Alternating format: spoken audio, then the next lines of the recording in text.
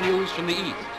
Worse even than a military defeat, the most serious blow to China's moral prestige is the occupation of her ancient capital by Japan's armies. Yet such is the compelling power of advancing troops that Peking citizens actually cheer. Hello everybody, Panzer King back here in the Lion's Den, bringing you Operation Crimson Tide, and we are now in July of 1938. And you may have noticed from the video, Peking has fallen, as well as Nanking. The two most important cities in China have fallen to the Japanese. And there's not much we can really do about it right now. But however, the Chinese are doing well in some aspects in China. And I mean the KMT, the CCP are holding their own for now. So we'll see what happens. We are signing a truce again with the CCP, even though they were taking Tibet.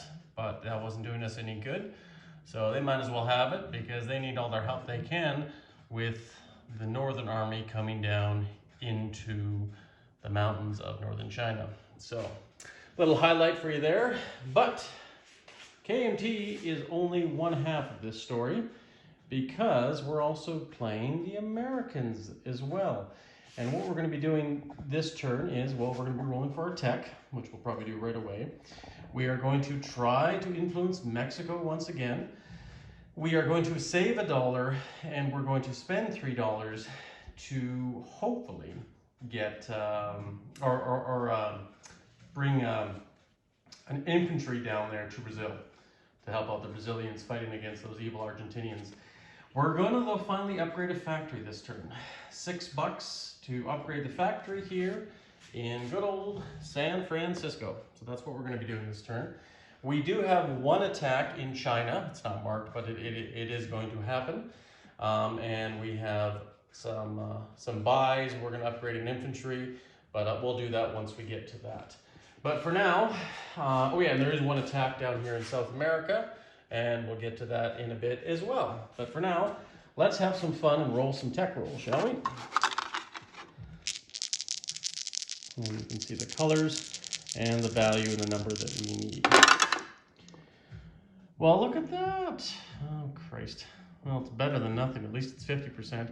We were so close on this yellow die here for strategic rockets, but I believe, unfortunately, I need a 9 for strategic rockets. But we did get long-range aircraft and wartime, no, sorry, not wartime economy, jet fighters. So we can move that up on the scale for the Americans, and wartime economy, which we can finally move into the first branch of that. Or, no, sorry, not wartime economy. Long-range aircraft. Duh. There we go. So at least we got 3 in second stage. We're not doing as good as well as Germany over here with its monstrous tech, but we're slowly but surely making our mark in the world, so that's a good thing. Anyways, guys, so let's just zoom out a bit here. Let's do some combat, shall we? Let's start with Brazil. We have everything laid out here, but I'll just explain what we're doing.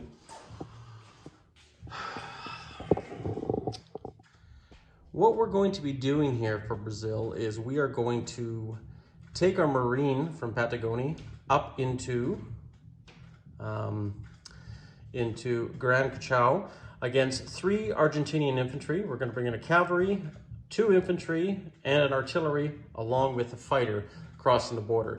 These guys are going to be susceptible to jungle rules, which really doesn't mean much except for the vehicle class unit. And for those of you that don't know, vehicle class units, right there, units have a -2 in attack defense value.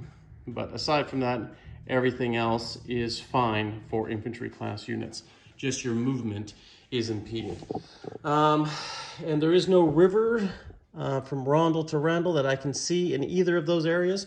So I think we should be good either way. So let's roll that out first. We have that set up down here, all ready to go, I believe. Let's see, we got that, we got that. We got our cavalry. Oh, artillery, that's what we're missing. So actually what we'll do is we'll roll the artillery separately, just because it does have first strike. Got an 8, so that's no go. And then we have everything else here. Now I just boosted up the Marine because it doesn't really matter with the infantry, so he gets supported up. So he's rolling at a 3. And we have 1 bloody hit. That's all. And that's just with our fighter. We're close with our cavalry, but once again, it had to go down because of that attack. So, and then we have our counter roll with the Argentinians. And they got 1 hit. So an eye for an eye, let's say. So let's just remove what we're going to remove here. It really doesn't make a difference in the big picture of things. The cavalry is kind of the weak horse, pardon the expression. So we'll remove the cavalry and we'll remove 1 infantry off of Argentina.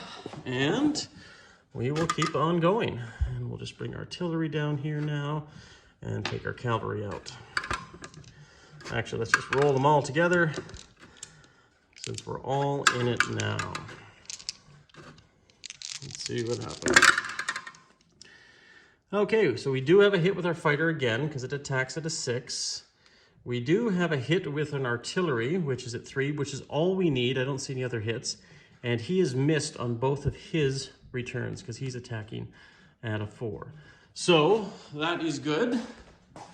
And just so you guys know, there's no air base in Argentina, so this plane could not scramble regardless, though. So we don't receive any more casualties. And we're going to take those off. Take this off.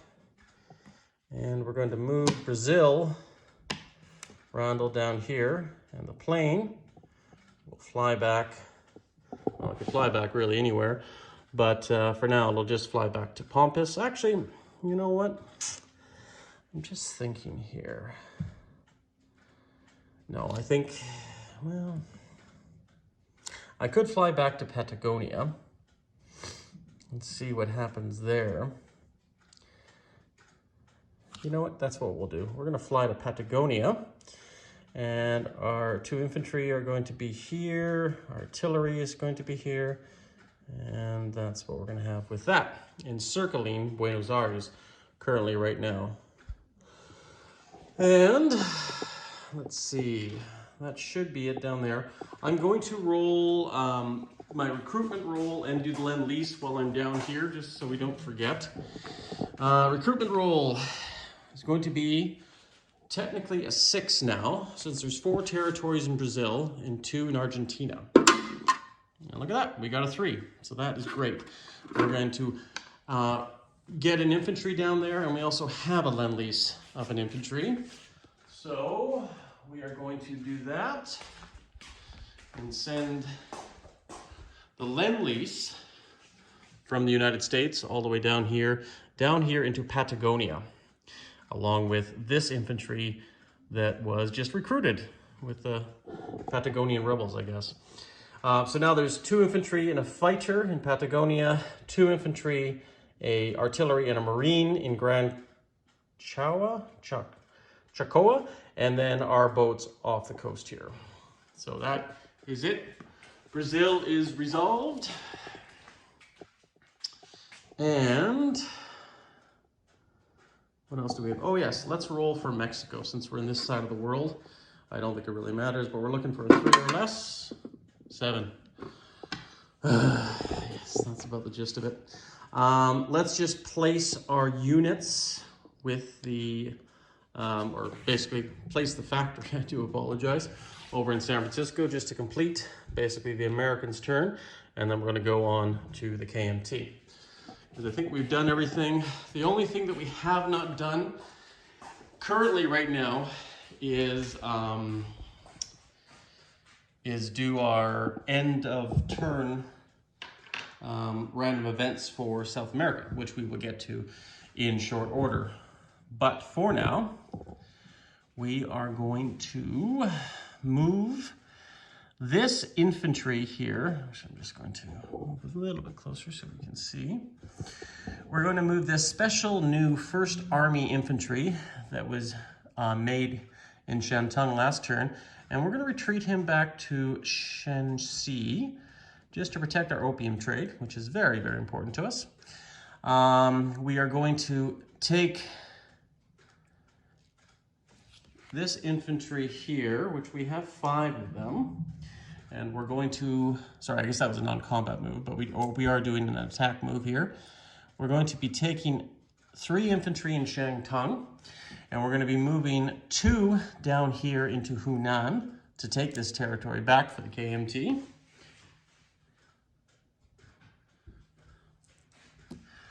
And on top of that, it'll also be a joint venture because we will also be bringing 1 in from Kwangtung.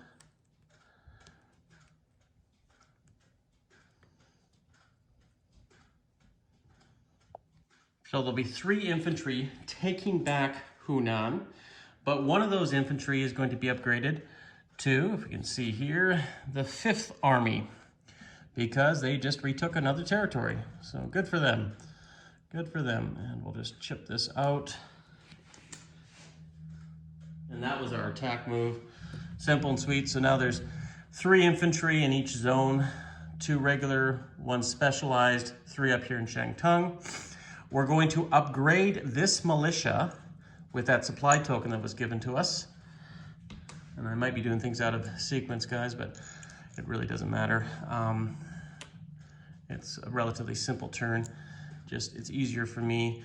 And basically, 1 militia is now going to be upgraded to an infantry. So now we have 3 infantry in Kwangtung, I believe that's the territory. We have our 2 fighters here. And we are going to, actually we're gonna leave this fighter down here in Kwangtung, and we're gonna leave this fighter in Yunnan. Yeah, we'll leave this fighter in Yunnan for now. Just to provide some air support, and thank you for the Soviets for being so generous and giving us. Now, of course, we could not lend-lease anything this turn, even though the Burma Road is open, because the USA is unfortunately at $11. So the Chinese, with their limited income, put their heads together, and what they're going to do, since they have $9 from leftover, is we're going to build 3 infantry. And those 3 infantry are going to be going into, we're going to put them, I could really fortify the coast, which would be big, but the problem is I don't want to lose everything, right? And I want to have stuff in the reserve. So I think we're going to put the 3 infantry in Kwaichao right now, so we can use as a counteroffensive if need be. Just want to see that that's not there, so that's good. Has no air transports. Yes, and we'll put that down there. Actually, what I think I'll do with this guy is I'm going to move this mountain, if that's okay, just up into Kwaichao too as well. And then, yeah, we should be good there. We should be good. So now in Kwaichao, we have a mountain, 3 infantry, 2 militia.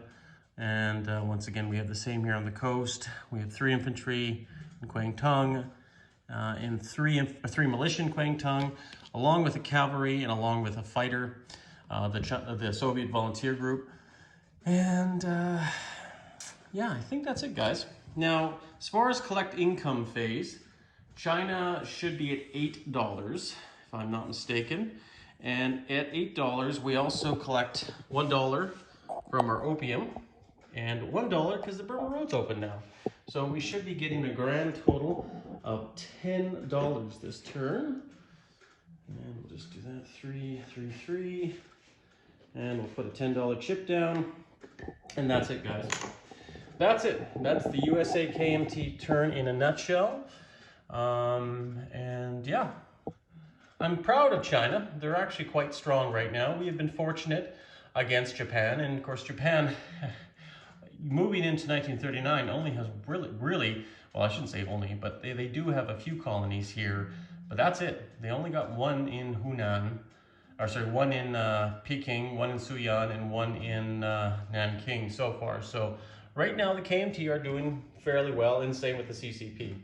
But yeah, that's basically our turn in a nutshell. We have one final thing to do, and that is the random events table for South America. And we'll see what happens.